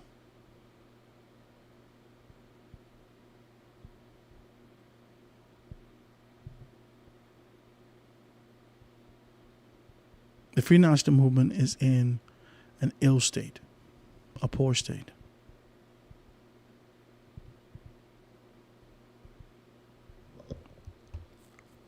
And, you know,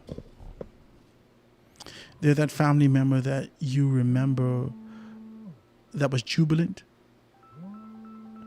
They're that family member that you remember that was... Julian, you're on. Go ahead. Right now, I just calling you to let you know it's signal that 12 for the second. You can hear me now? Yeah, I can hear you back up now. You're back up now. Oh, but wow. you were saying something about they get beat back to back to back. Yeah. If they bought a Trinidad, they'll get beat another back. Well, I don't know much more about they could do.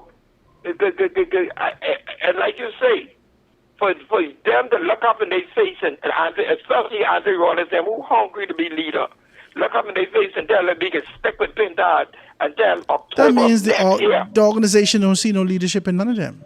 That's all they saying. You can look at me. Listen, that means that even if you put your name forward in October of 2027, no one will consider you seriously. But No one. you notice now what Andre Rollins is doing. Andre Rollins is poking his head up Andre Rollins will make the news every day. Andre Rollins is like a Lincoln Dean. They just have a way to get in the news. That's his tactics. That's his style. That's what he does. That could be expected. That's something that he would have done when he was in the PLP, when he came over to the Free National Movement, when he was rejected by the Free National Movement, when he sat out there in the political wasteland for a little while, and then he came right back in the exact same tactics. It's just who he is. But you see, he shut down Adrian White. Adrian White used to be the big bully. Adrian White I don't know why you all ever consider Adrian White. Shut down. I don't know why anyone has ever considered Adrian White a bully. I don't understand this. No, the foolishness that he used to do. The foolishness that he does. But that's not bully. That's not bullish at all. That's just arrogance and defiance. That's not bull. That's not bullish. I'm glad you took my call back. Let me ask you a question. Name any one of the seats.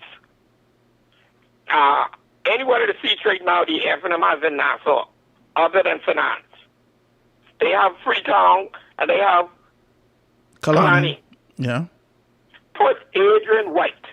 Take Adrian White or the Freetown. Put him in any one of them. Take Glennis Hannah Martin or the Anderson. Put her wherever he goes. I bet you anything, Glennis would beat him. Glennis is a seasoned, articulate, insightful, connected politician in this country. You can't compare her to Adrian White. No, but people talk about Adrian White never lose. Adrian White, that. And Adrian White is in the bosom of the FNM. He will never lose as long as he stays put. No, he's in the bosom. He's in the breast of the FNM. He will never lose as long as he stays put. Let us move him, put him anywhere. Let him pick the seat where he wants to go. No, all this hypothetical stuff is great. You know what I mean? Like, but the truth is that the FNM they've made their bed and this is what they want. Adrian is sitting exactly where he needs to be. And the people in St. Anne's are satisfied with his level of contribution, his level of commitment, and so forth and so on. So his level of service to those people, that's the only thing that they want. Boy, He ain't getting over. I don't know. He been on for 45 minutes an hour and he ain't saying nothing but St. Anne's here. And he don't have to say nothing about St. Anne's because all St. he Anne's... talking about is who being around. He hosting, who say he on drugs and this one had a little uniform, a child in uniform. And I mean, this man saying this and the evidence I'm hitting on the desk. But he doesn't... Listen...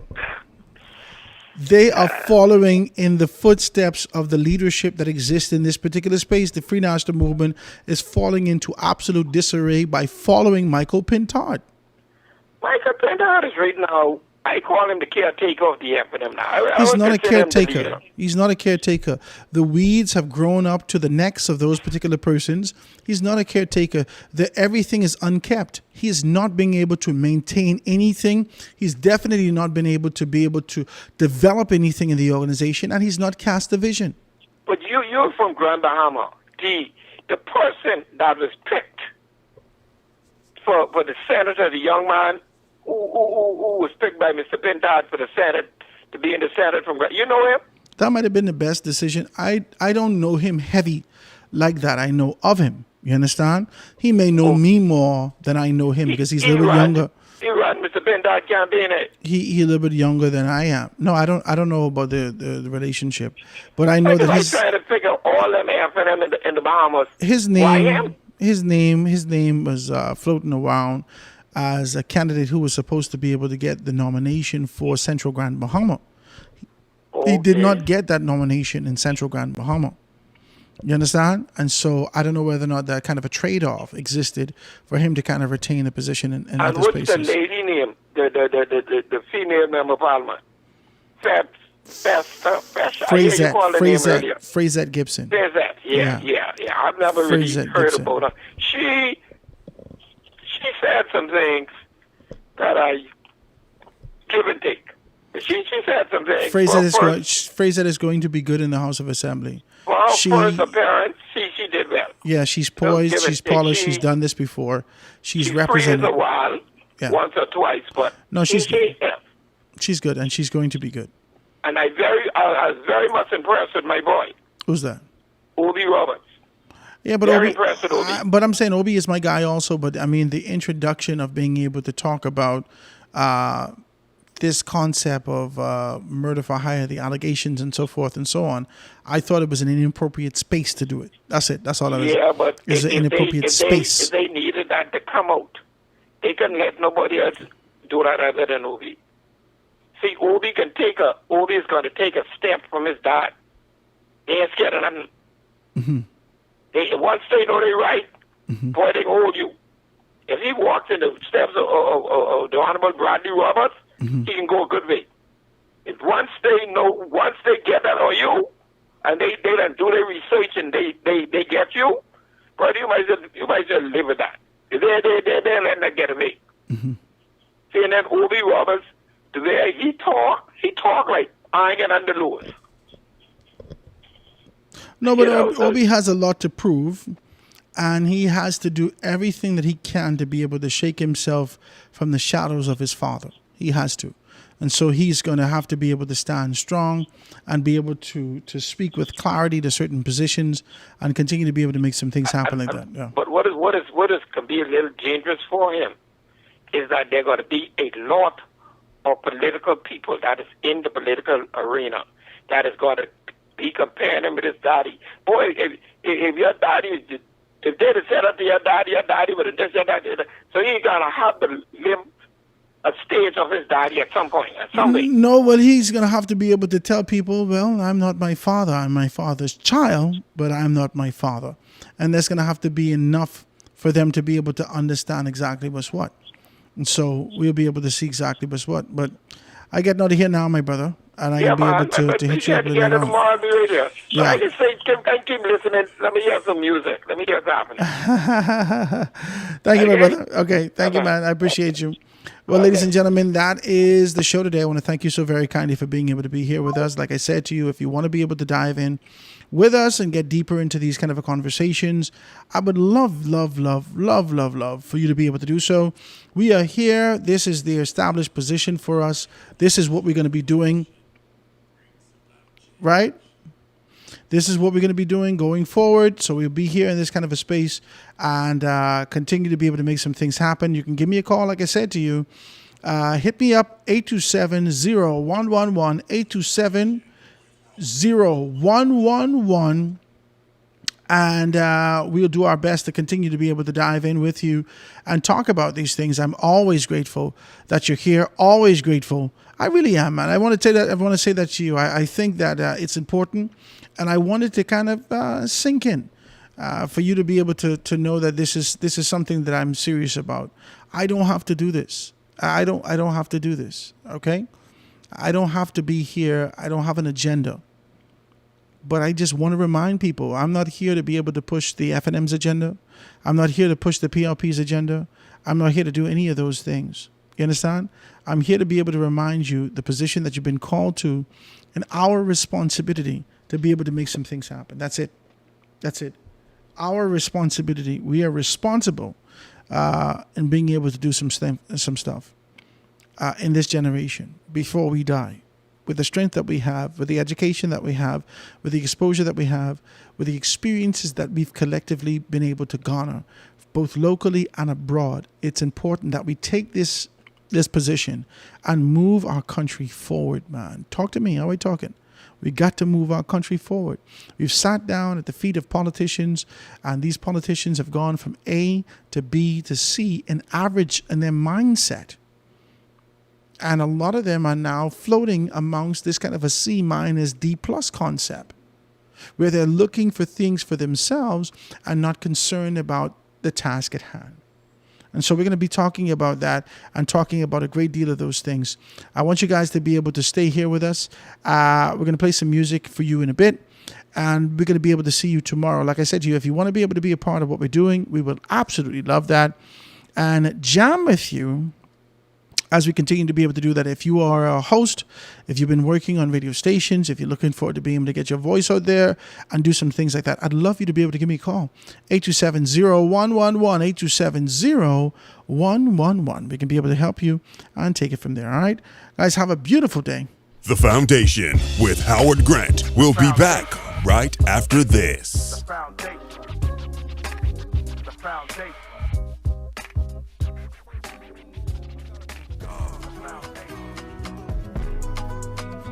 I thank God.